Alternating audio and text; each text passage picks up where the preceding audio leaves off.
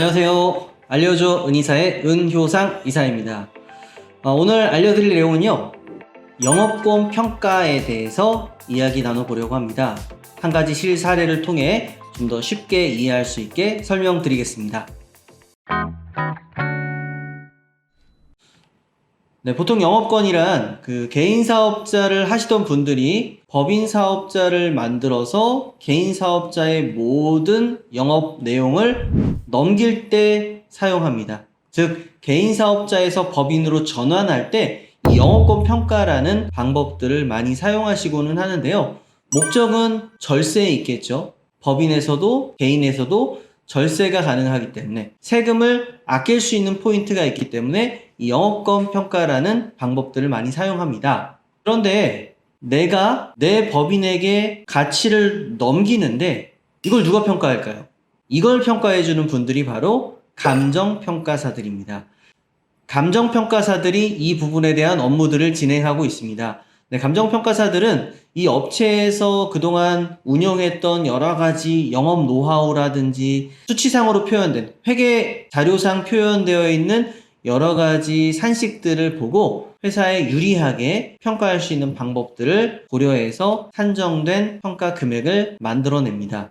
물론 개인 입장에서는 많은 영업권 평가 받고 싶겠죠. 그런데 내가 10억 주세요 한다고 법인이 10억 줄까요? 그렇게 거래했을 때 문제가 생길 수가 있겠죠. 그래서 그러한 문제가 생기지 않을 수 있도록 정확한 산식에 의해서 이러한 감정평가서라는 걸 만듭니다. 하나의 좀 책자로 되어 있는데요. 이 책자의 내용에 보면 산출 근거라든지 왜 그 근거가 반영이 되었는지 내용들을 보실 수가 있습니다.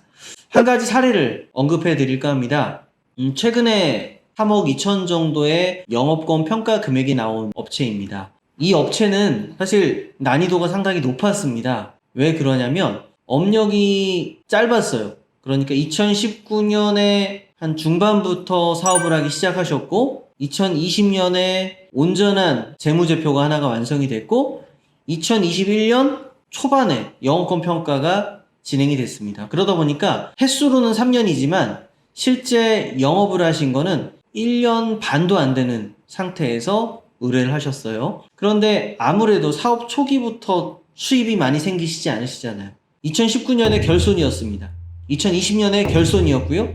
21년 결손일지 아닐지 아직 모르죠. 완결이 된 상태가 아니니까요. 영업권 평가 금액이 어떻게 나올 수 있었을까요?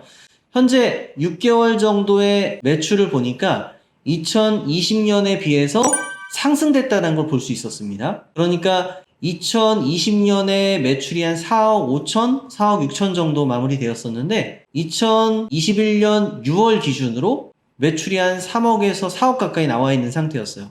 연간 환산해 보면 어떻게 될까요? 원장님 본인은 한 8억 정도에서 10억 이상까지도 볼 수 있다라고 예상을 하시더라고요. 하지만 그건 각자의 생각이죠. 특정된 그 수치만의 내용을 가지고 평가를 합니다. 그러다 보니까 원장님 마음 같아서는 솔직히 3억 받고 이 학원 안 넘기죠. 하지만 그 이상의 금액을 평가하기 위해서 노력을 했습니다. 하다 보니까 여러 가지 좀 애로사항들도 많이 있었지만 리스라든가 사업상 무관한 경비들을 저희가 찾아냈고 그러한 것들을 좀 감하고 나니까 이익을 좀 더 높일 수 있는 그러한 모양새로 영업권 평가 금액을 만들 수 있었습니다. 보통 이렇게 영업권 평가가 되면은 업체 입장에서는 뭐가 좋을까요? 3억 2천에 대해서 60%는 비과세 처리가 됩니다. 3억 2천 기준으로 대략 한 1억 9천 가까이 되는 금액이 비용에서 인정을 받을 수가 있다는 거예요. 그럼 나머지 금액 한 40%에 해당하는 한 1억 2천, 1억 1천 가까이 되는 그 금액은 이익으로 잡히는데 현재 개인에서 발생된 이익 그리고 이 이익 외에 기타 임대소득이라든가 다른 프리랜서 소득들이 있다면 이걸 전체 다 합산해서 언제요? 2022년 5월 혹은 6월 달에 종합소득세 합산신고로 세금 처리를 하게 됩니다.